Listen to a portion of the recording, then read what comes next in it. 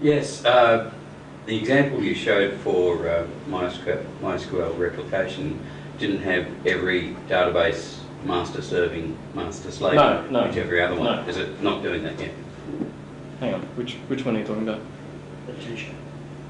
Yeah. Okay, yeah, okay, sorry, I forgot to do the diagrams for that. I did write that down, but I didn't get to it. Where is it? It'd be faster if I did this. Yeah, 255 slides. Oh no, only 8-bit then. Yeah, I thought that too. Okay, so this one here, you're talking about? Yeah, any one of those, yeah. Okay. You only had one master. Okay, so at the moment, not this slide, but this configuration. We had 3 masters and 1. 3 masters and 1, 3 servers and 1 client. Now, there's nothing stopping you from running the clients on the servers as well, pulling stuff from the client. So effectively, every database is a master. Is that what you're talking about? Yes. Yeah, you can have that. That's no problem. So really, you're not. It's no longer master server. It's whatever configuration you want. So you can basically set up a mesh and just you can run MySQL on every machine on the internet and have them all replicating, but you probably wouldn't want to do that. Where does the relay fit into this? Okay, the relay fits into that, not in that diagram. Okay, I don't have any pictures for the relay, but think of it as... Well, say if the top 3 were in one data centre, the bottom one was in a different data centre, the relay would be... Yeah, it would be kind of like between that green arrow and the 3 databases, and picture the client as being the relay and those servers being the client pulling off the relay. So think of it as a tree. You can build trees, and also the thing is with these trees is because there's no, or because you can do ad hoc peer-to-peer. You can build a tree and then you can build shortcuts and you can build directed graphs. Yeah. Directed graphs. Thank you. They don't have to be acyclic. They are allowed to be cyclic. So it's just directed graphs. Yeah. So I guess the question is, how does it work? Okay. I didn't think anyone would ask me that. I mean, at what level are you providing the replication? Are you doing that on the client side? Okay. What actually happens is, so you've got the server and the client. So let's say, not talking relay, talking client and server. The server, which runs on the old master, just sits on a socket. I've written it in using net server fork. Listens on a socket, waits for a request, gets the request, looks at the bin log, looks at the positions of file position in the bin log, and starts parsing the bin log and starts streaming it to the client. So I've turned the bin log into text streams to the client. Is there a module that passes that, or did you have to write that? I wrote that. Yeah. So it's streaming to the client. The client sees these query texts with some metadata and goes, I'm just going to apply it to my bin log. To my database. But when it does that, it turns bin logging off. So there's no relogging of that. It's actually quite simple. And I don't know why MySQL doesn't do this. Sounds a little bit similar to what Postgres does. Okay, it's built into the database there. Yeah. No, it's nothing. What was that? One of the reasons MySQL don't do it that way is because you can't do synchronous replication. Okay, yeah, synchronous replication is something that or two-phase commits. Yeah. That's something that we don't need. We're kind of, the reason why we've got this is we've got data centers across the globe. We want, the main databases around the globe to be fast for local clients. It's what's called eventual consistency, which means that eventually the records will be the same on all the databases, but at any given instant, some of them might be behind. Yep. And which is good enough for a lot of things. Yeah, we're pushing the problem up to the application level by using brokers. Yeah, so it's kind of it's a log shipping method for MySQL then, this replication? Yeah. But the problem is why it only has one master is it's only got one bin log and one relay log. Yeah. So it can't actually know how to Put them together, yeah, how to put them together. So so that was a client. So did I explain the client server how that worked? Okay, so the relay. How I've done this is instead of having a bin log and a relay log, I'm using the database itself to be the relay, right? So I'm putting the database in the database. You're a dog. So, because I can do that, now when a client comes along, so a client comes along to the relay and says, here's a request. The relay says, have I got this? If I've got this locally, yeah, start streaming it out. But at the same time, it's going to eventually need new data, so it sends a request off to the server to start pulling. All right, so we've got this continuous stream going from the server to the relay log to the client. Other clients come along, checks the relay. If it's in there, cool, it just starts streaming. If not, you know, it will, depending on how the requests are, it will wait until the current backfilling of the log is done, and then it'll start filling backwards if it doesn't have it, or otherwise it'll just continue on with the streaming. And it uses any event. Cool. Any event, when I first started building this, I looked at any event and I thought, wow, I'm used to event stuff, but any event didn't look like what I wanted, but after a while it's damn nice. Yeah. Yeah, I'm kind of tempted to get a talk done on that at some stage, or that or Coro. Well, the thing is, curious. we talked about Coro, but that looked too scary for what I wanted. The thing is with Coro is, okay, Coro is coroutines. So you magically write your code and there's no events, well, there's no waiting on a conditional variable. You just go to sleep, kind of like Java threads, or kind of like threading. You just automatically go to sleep, and once you're ready, your thread wakes up and it just does what it wants. And debugging that, no idea. So I've never done threading before, or I don't mean to do threading in Java. So it doesn't sound like you really need threading there, more just non-blocking. Well, yeah. Any event's non-blocking, so I'm using that. But Coro is written by the same guy, Mark. What's his last name? Lehman. I think it is. Yeah. Yeah. He wrote any event and he wrote Coro.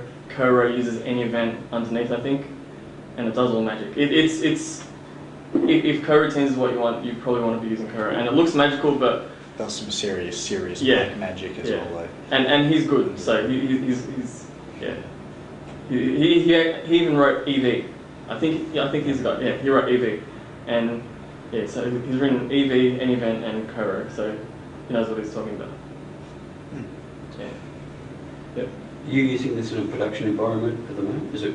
The relay is not in production, but the client server, yeah, that's definitely in production. Okay. So in real practice, how far behind can any of your databases be time-wise, and does that matter? Time-wise, it's negligible because it's compared. You base it on the type of queries that you're running. If you run a delete that's instant, the replication will be instant. If you're running a delete that takes 1 minute, replication doesn't matter because you're waiting for the queries to actually wait. So, yeah. Does that make sense? Yeah. Yeah. Cool. Question? Did you explain what a global broker is? Yeah. Okay, again? Okay, so, yeah, you've got the web servers that all want to create the username Hamish, right? Now, without using a broker, every single web server says, at the same time, create Hamish, goes to the database, all good, replication, no, fail. Using a broker, they all talk to Jason or whatever, talk to a single broker, and the broker says, what username do you want to create? And then the first one says, I want Hamish. Yep, here, you've got the token to Hamish, that's fine. Everyone else says, I want Hamish. No, you can't have Hamish. What about if we want to replicate the broker? Out of scope. Yep. How do you handle sequence IDs on multiple targets, multiple hosts? Like auto increment IDs? Or? Yes. Okay. Don't use auto increment IDs. Again, it's conflicting data. MySQL does this thing where you can say each machine can use Alternate. Certain range. alternate, yeah, but the problem with that is if you've got lots of databases and you know, like each, okay, what happens is you got one MySQL instance and it inserts 1, and then it'll skip the next 9 and insert 10 and then 20 or whatever, and then you got the second database and it inserts 2, 11, you know, so you're spreading it. The problem is with that is You have to know how many machines you want on front. Well, not just that. If you've got machines that aren't actually writing, but you've got one machine that's heavily writing, you're wasting space. You're essentially, you know, yeah, you're chopping up your ID space. Yeah, again, if you can't solve it in the application layer or whatever, use UUIDs. I know it's, yeah. Okay, a lot of people... That's the answer I give as well. Yeah, okay. There are ways to make good, unique UUIDs. And also, there's not a single answer. It all depends on your application too, how much you can get away with. When you're writing an application, there's, you know, pick up a database book and it'll tell you things to do and not to do. But you know what, if you know your data and you know your application, you know what you can get away with, and you know what, yeah. You don't even, sometimes you don't even need IDs, you can just, you know, yeah, whatever, yeah. Yeah, cool? Yep. Anyone else? Huh? Would it be possible to apply that same model to a different database like Postgres? Okay, I know nothing about Postgres, but if it does do some sort of bin logging,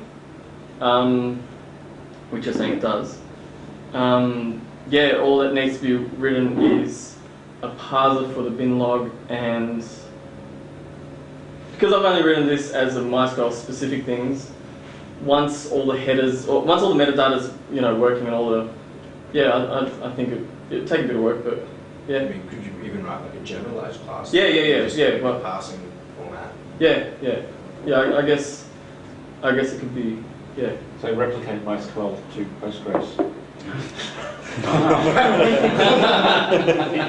It sounds ridiculous, but yeah, probably given enough time, yeah, you could probably do that, and then back to Oracle, and then back to MySQL. The trick with that And is throw you're SQL using the server. database itself to insert the records, so that would work. Yeah. So you're taking the bin log out and putting them into the database, so it doesn't And the database. if you're using- supports the format of SQL Yeah. that's going in. Yeah, exactly. And you're using, I'm currently using standard SQL. There's no MySQL specific stuff too. So yeah, it's all standard database stuff. It's not to say your users would do the same though. Yeah, once the application uses something. Well, the thing is, the queries that I'm replicating are just, well, the stuff that I'm putting into the database is just text. So it doesn't matter what's going into the database. So it doesn't really matter what the users are doing, like client side, if you're talking about that. But So are you what shipping is- branch the database? So are you shipping SQL as text, or are you Yeah. right? Well, as no. If the query's got binary data in it, it'll just be binary data. So I'm shipping it as a blob in string. Okay, I guess I should phrase it differently though, because I'm not as familiar with MySQL, I guess. Okay. So to pick an example which will illustrate which way it is. Say you had a SQL that said insert rand to insert a random number. Yeah. Now, will you be shipping insert rand, or will you be shipping something that's Well, actually a MySQL binary result of that? Okay, if you do insert range in MySQL, that actually, you don't get the, okay, you do get the query text as insert rand, but it also sets up two seeds, which is MySQL specific, and it sets two random seeds, and then that gets passed on to the client, and it executes the three, so it's three statements. It sets seed 1, seed 2, then it inserts the seed, and it uses the seed numbers to, so it's all, Okay. so yeah, when you replicate that, it'll all be the same everywhere. Yeah. It's the same mechanism that MySQL uses anyway. Yeah. I'm doing, It's its own bin log. yeah. I don't actually know how MySQL does it. I've looked at the parser, but I don't know how it's applying it, but I'm guessing it's the same, unless they're shortcutting it straight to, you know. The shortcut is straight into the other bin log. I'll do that. Okay. What if it's sort of similar, like default of the current time? Oh, the time again is magical. Time when you So do, the bin log says what the time should have been. it sets a timestamp on the query, and then it says, you know, insert like now, and then when it gets replicated, it says insert now, but before that it sets what now the was. timestamp. Yeah, it sets, yeah, Right. yeah, fun and games. Now is this? Yeah.